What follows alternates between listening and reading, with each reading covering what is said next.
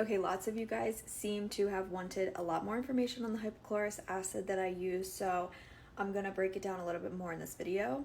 So I get this big jug. It's the Briotech brand from Amazon. I have this exact one linked on my website and in my storefront, so you could check that out. They did change their packaging, so it is the same one that I have linked. And then I put it into these amber glass bottles. You always want to keep it in like a opaque container, so I like to put it in these amber ones, and I never store it in the sunlight or in the heat or anything. On the back of the big jug, it does have dilution directions, so depending on how strong of a concentration you want, it gives you exact ratios for the dilution.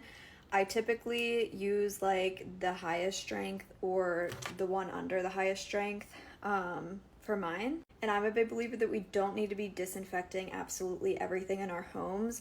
So I use my hypochlorous on the areas that really need to be disinfected. This includes my cat's feeding areas because they eat raw food, as well as anywhere that I'm prepping their raw food or anything like that, the counters, I'll disinfect. Same with the litter boxes and the litter box areas, I'll disinfect. And then once in a while, if I feel like I need to disinfect toilets, I use it on my toilets a lot, the sink, things like that. But I don't constantly use it on every single surface, although it's very safe for most surfaces.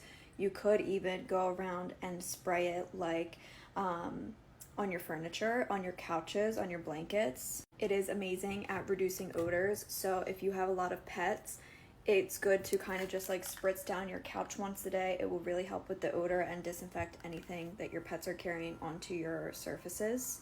But I highly recommend. It's very safe to use around us and our pets. Our bodies, our white blood cells actually make this, so it is very safe.